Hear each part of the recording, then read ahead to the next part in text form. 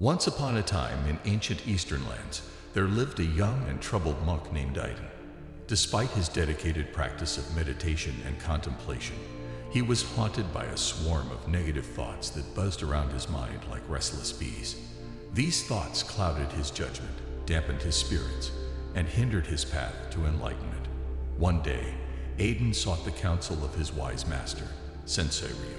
Sensei Ryu was known far and wide for his profound wisdom and his ability to illuminate the darkest corners of the mind. With great humility, Aiden approached his master and said, "Sensei, I am tormented by these negative thoughts that seem to have a life of their own. They drag me away from inner peace, and I find it challenging to control them." Sensei Ryu smiled warmly and replied, "Ah, young one, you are not alone in this struggle.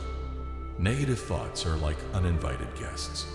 They knock on the door of our minds, and it is up to us to decide whether to let them in or not.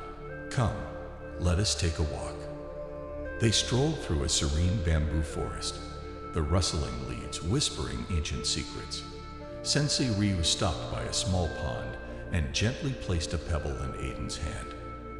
"Tell me, what do you see?" he asked. "I see a pebble, Sensei," Aiden replied. Sensei Ryu nodded and said, "Indeed, but what else do you see?" Aiden furrowed his brow, examining the pebble more closely. "I see ripples forming in the water as I hold the pebble," he observed. "Yes," Sensei Ryu said with a knowing smile. "The pebble represents your negative thoughts, and the ripples represent the impact they have on your mind. The pebble itself is insignificant, but its influence can create waves of disturbance. Just like the pebble, the negative thoughts might arise, but it is essential to recognize that they are impermanent and transient." He continued, "The key to controlling negative thoughts lies in understanding that you are not your thoughts. Observe them like the ripples in the pond, but do not let them define you. Let them come, let them go, and remain anchored in the depths of your being." Aiden pondered these words as they continued their walk. They arrived at a towering cliff overlooking a vast valley. Sensei Ryu pointed to the horizon and said, "Look out at the landscape before you. What do you see?" "I see mountains and valleys, Sensei, and the beauty of nature," Aiden replied. Sensei Ryu nodded approvingly and said, "Indeed, but what else do you see?" Aiden squinted his eyes, trying to discern more. "I see storms gathering in the distance, Sensei," he said.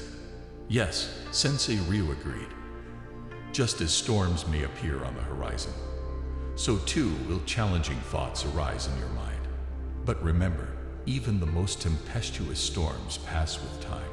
Embrace the storms of your mind, for they offer lessons in growth. Through their passing, you will find clarity and peace." As they returned to the monastery, Aiden felt a newfound sense of tranquility and hope. He understood that controlling negative thoughts was not about suppressing or fighting them, but about acknowledging their impermanence and choosing how to respond to them. Days turned into weeks, and weeks into months. Aiden diligently applied Sensei Ryu's teachings, and with each passing day, the swarm of negative thoughts grew quieter. He discovered that by focusing on the present moment, on the breath, and on the beauty of life around him, the grip of negativity weakened. In time, Aiden became known for his inner peace and wisdom.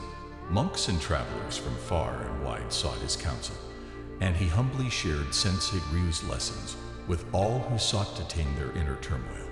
One evening, a troubled traveler named Kira arrived at the monastery's gates, her heart burdened with grief and regret. She confided in Aiden about her overwhelming negative thoughts. With compassion in his eyes, Aiden recounted the story of his own journey and the profound teachings of Sensei Ryu.